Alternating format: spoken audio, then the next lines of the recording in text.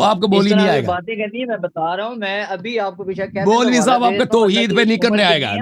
وہ بہانے بنا بنائے گا، آئے گا نہیں، اسی لیے آپ کو بھیجا کہ اگر اس کو بھاگنا پڑے نا تو لوگوں کو یاد نہ رہے کہ کون سا مولوی بھاگ گیا تھا۔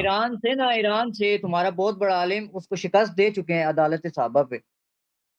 ٹھیک ہے بھائی، قاسمی ٹھیک ہے نام بھائی، کا کوئی وہ بندہ تھا، ایران والوں ہو سکتا ہے، وہ ہو سکتا ہے، انہوں نے ویڈیو ہی ڈیلیٹ تم کر دیا صحابہ اور کا اپلوڈ دیکھے اپنے ابھی چینل پہ۔ تک شیخین کے اسلام کو تم ثابت نہیں کر سکے، تو عدالت صحابہ کہاں سے ثابت کرو گے؟ اسلام ان کا بالکل ثابت ہے،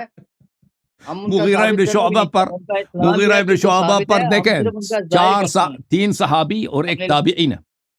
آپ کے صحیح ترین کتب میں کہ اس پہ جو زنا کے لیے میں شہادت نے دی وہ گئی تھی نا، مناظرہ دیکھا ہوا ہے جس میں جو عربی سے تمہاری بات ہوئی تھی نا، اس نے کہا تھا کہ اسما بنت امیس کا بتاؤ، تو وہاں سے جس طرح نہیں فرار نہیں، ہوئے وہ تھے وہ۔ اب مغیرہ ابن شعبہ کی ہاں عرض جی، کر رہا ہوں نا، آپ عدالت صحابہ کی بات کرو، لوگوں دیکھو وہاں پہ تم کہ آ یہ گئے تھے کہ لوگ باطنی ایمان پہ یہ ہو گیا، ایمان پہ اجازت دیں، ظاہری پہ ہوتا ہے۔ اجازت دیں بھائی صاحب،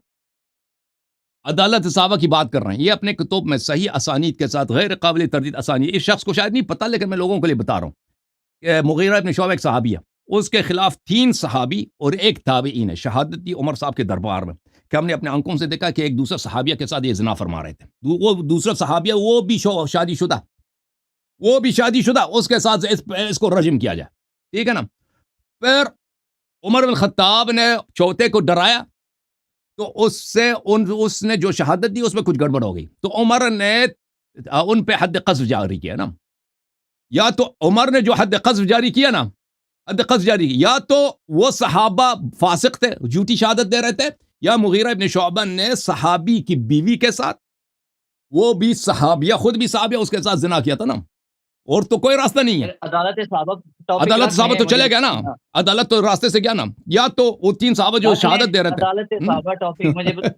بتا تو پھر یہی رکھ لیتے ہیں عدالت صحابہ، ہم تو تیار ہیں۔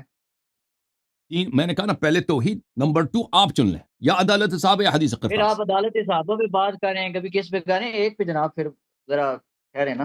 میں نے تو قبول کیا نا عدالت صحابہ، اور آپ کو پریشانی سے بات کی ہے، بس ٹھیک ہے، عدالت صحابہ کنفرم کر لیتے ہیں، کس دن کا رکھنا ٹائم بتائیں۔ 3 آپ توحید پہ بھاگ گئے، آپ لوگ بھاگ گئے نہیں توحید ہم سے، نہیں بھاگے، نہیں قبول کیا، اپنے پاس سے قبول کیا توحید پر، قبول کر رہے ہیں، قبول ہے، تو پہلے توحید پہ ہوگی، پھر عدالت صحابہ پر، پھر حدیث قرطاس پہ، صحیح ہے؟ ٹھیک ہے، صحیح ہے، کوئی مسئلہ نہیں۔ اوکے، اب صحیح ہے، ڈیٹ کا ٹائم کیا ڈیسائیڈ کرنا ہے؟